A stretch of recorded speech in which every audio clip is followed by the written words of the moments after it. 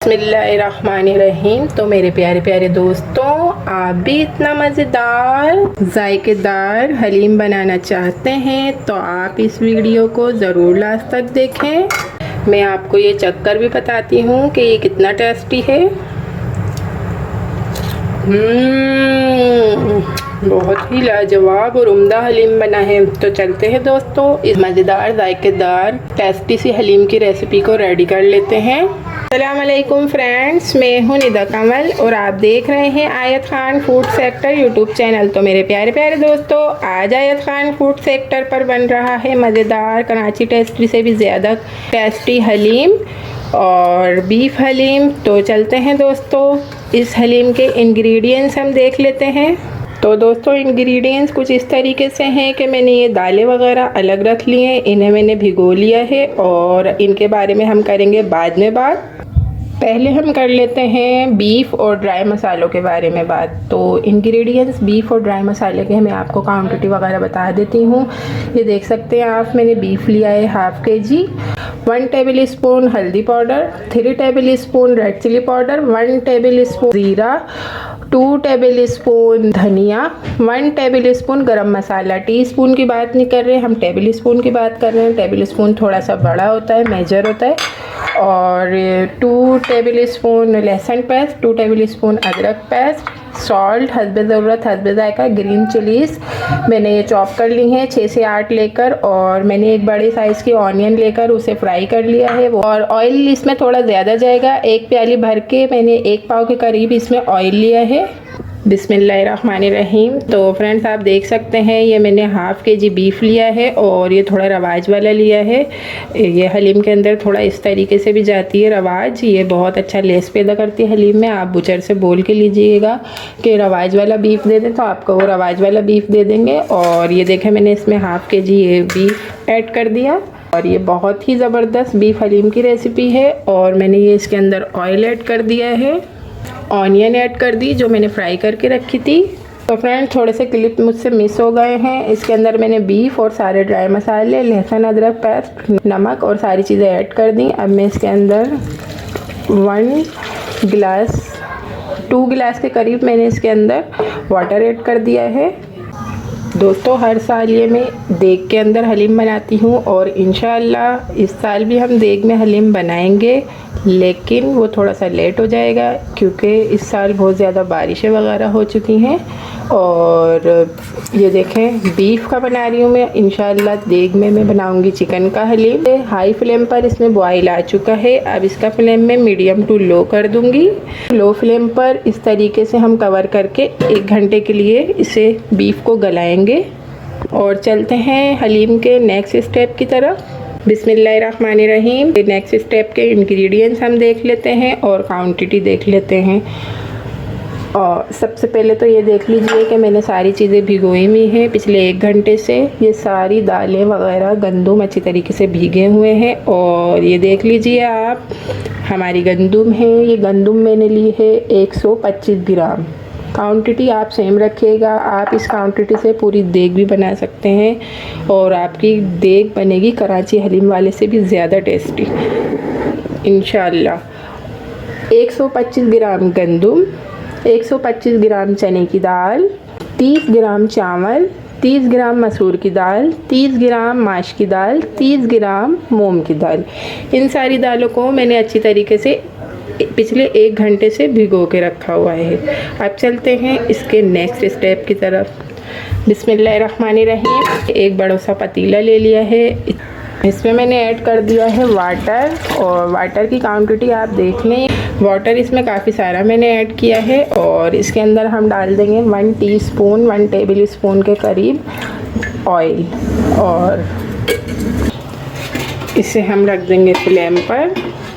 हलीम में वाटर की क्वांटिटी काफ़ी ज़्यादा होती है। माशाल्लाह से दोस्तों, हमारा हलीम का बीफ अलग से मसालों के साथ गल रहा है, कोरमा बन रहा है हलीम का। लेकिन कोरमे में दही बिल्कुल भी ऐड नहीं करना है, ये बात आपने ज़रूर याद रखनी। पानी अच्छे से गर्म हो चुका है, तकरीबन 1 से सवा घंटे से गंदुम भिगो के रखा था वो ऐड कर देंगे।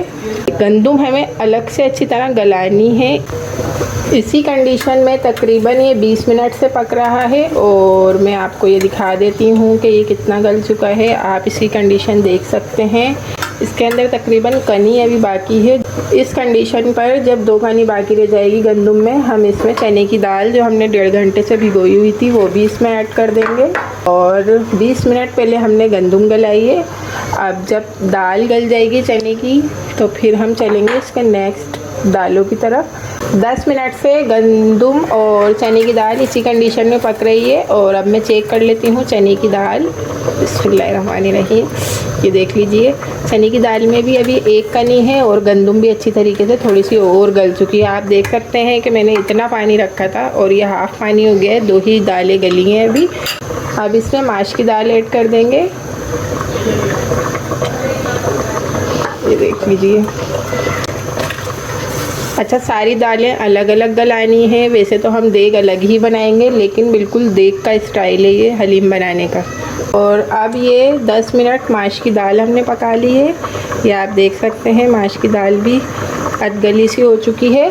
और माश की दाल थोड़ी सी ऐंठी दाल है, मतलब थोड़े नखरे करती है गलने में, तो इसे अलग से ही गलाइएगा। और अगर आप सारी दालें वगैरह एक साथ गला लेंगे तो ये कोई दाल गल जाएगी और कोई ऐंठ जाएगी। ये मेरा एक्सपीरियंस है। अलग अलग सारी दालें इसमें ऐड करके गलाइएगा। अब इसमें मैं मूंग की दाल भी ऐड कर दूंगी। और देखें आप, मैंने कितना ज़्यादा पानी रखा था, क्वांटिटी देख लें आप कितना कम होता जा रहा है। और इसी कंडीशन में सब पक रहा है।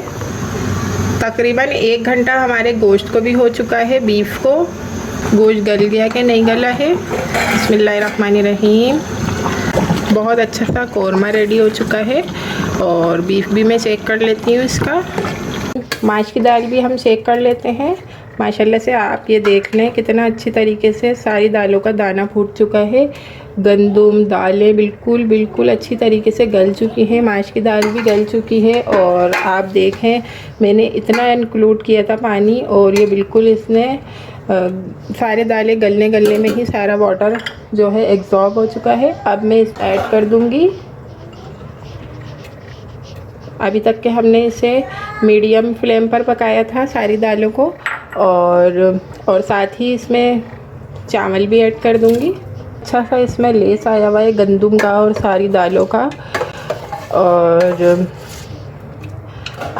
अब इसका फ्लेम मैंने लो कर दिया है। इसे भी मैं 10 मिनट तकरीबन पका लूँगी। माशाल्लाह से बीफ भी अच्छी तरीके से गल चुका है। और आप देख सकते हैं कि जो कौरमा है, सालन है, उस पर अच्छा खासा तार आया हुआ है, क्योंकि हमने इसमें बहुत ज़्यादा ऑयल ऐड किया था। और उस तार को, उस ऑयल को मैं अलग कर लूँगी। इसका भी मैं आपको बताती हूँ कि हम क्या करेंगे इस ऑयल का। ये देख लें आप, बीफ भी बहुत अच्छी तरीके से गला है हमारा। बोटियों को इस तरीके से मैंने सालन में से अलग कर लिया है और इसका मैं रेशा कर लूँगी। बोटियों का रेशा हमने कर लिया है। अब हम इसे वापस इस सालन में, कौरमे में डाल देंगे। बिस्मिल्लाहिर्रहमानिर्रहीम। अल्लाह सुबहान अल्लाह। बिल्कुल यही कंडीशन हमें चाहिए थी। आप देख सकते हैं कि ये कितनी अच्छी तरीके से बिल्कुल देग की तरह मैंने सारी दालें, गंदम, चावल अच्छी तरीके से गला लिया है। के अंदर मैं ये अपना कौरमा ऐड कर दूंगी जो हमने अच्छी तरीके से अलग से भुना हुआ बना लिया था। हो माशाल्लाह से देखिएगा आप, ये इतना आप ट्राई करेंगे ना, बहुत ही लजीज कौरमा रेडी होगा। तो मेरे प्यारे प्यारे दोस्तों, इसी बात पर अच्छा सा एक मुझे लाइक कर दें, क्योंकि ये बहुत ही अच्छी और स्पेशल रेसिपी है ये। और प्लीज़ मेरे चैनल को ज़रूर सब्सक्राइब कर लें, क्योंकि माशाल्लाह से मैं रोज़ाना ही आपके लिए ओकेजन के मुताबिक अच्छी सी रेसिपी लेकर आती हूँ। अब हम चलते हैं हलीम के नेक्स्ट स्टेप की तरफ। नेक्स्ट स्टेप हमारा कुछ इस तरीके से है दोस्तों के मैंने आप लोगों को बताया है कि कोई भी हलीम घोटने वाला नहीं है, तो हम ये बहुत अच्छी सी टिप देखते हैं। हम इस जूसर ब्लेंडर के अंदर हलीम को ब्लेंड करेंगे। ये किस तरीके से अच्छा सा घुटता है हम इसे भी चेक कर लेते हैं आज। नहीं तो हमेशा देग में मैंने हलीम बनाया है और देग में घोटा लगाते हैं मेरे भाई, हस्बैंड, मेरे भतीजे, भांजे माशाल्लाह से। तो आज मैं इसमें देखती हूँ कि मैं क्या कर सकती हूँ। तो माशाल्लाह से ये एक्सपीरियंस अच्छा हो रहा है, क्योंकि ये बहुत अच्छी तरीके से घुट रहा है हलीम।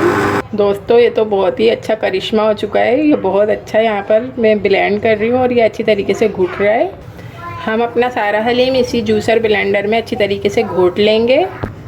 माशाल्लाह माशाल्लाह, मुझे बहुत खुशी हो रही है। जूसर ब्लेंडर में इतना अच्छा हलीम मैंने घोट लिया। अब तो हर वक्त ही घर में हलीम बनता रहेगा इंशाअल्लाह इंशाअल्लाह। मैं तो हमेशा बस साल में एक मरतबा देग में ही बनाती थी और बहुत अच्छा बनता है वो देग का हलीम भी। अब मैंने इसका फ्लेम दोबारा से ऑन कर दिया है। देखें गरम करके रखा है वाटर, गरम करके ही डालना है, ठंडा वाटर कभी भी हलीम में ऐड नहीं कीजिएगा। ये काफ़ी गाढ़ा हलीम है, हम अपनी हलीम की देग में भी पानी इंक्लूड करते हैं। ये देख लीजिए, इसमें मैंने पानी डाल दिया है। इसे हम खौला लेंगे, अच्छी तरीके से पका लेंगे। टमाटर और दही ऐड नहीं करना चाहिए। गैस के लिए ऐड करना है सिरका। अच्छे से अच्छे बड़े जो हलीम वाले होते हैं ना, वो इस सिरके को ज़रूर हलीम में डाल कर देते हैं। और हलीम की कंसिस्टेंसी होती है देगी, वो बिल्कुल इसी तरीके से होता है। और जो कलर होता है माशाल्लाह सुबहान अल्लाह, वो भी बिल्कुल ऐसे ही होता है। और इस साल आप अपने घर वालों को मेरी रेसिपी से हलीम बनाकर खिलाएं और उनके दिलों पर राज करें आप लोग। और ये सिरका हम इसमें जब बॉईल आ जाएगा फिर ऐड करेंगे। अब मैं इसका फ्लेम ऑफ कर दूंगी। ये थी ना, ये जो हमने कौरमे में से इसी की साथ की तरी जो निकाली थी, ये देखें मेरे अल्लाह की शान, इसकी रहमतें नेमतें और बरकतें माशाल्लाह माशाल्लाह। और ये देखें, ये तरी के साथ हमारा हलीम रेडी है। और मैं आपको ये डिश आउट करके भी दिखा देती हूँ।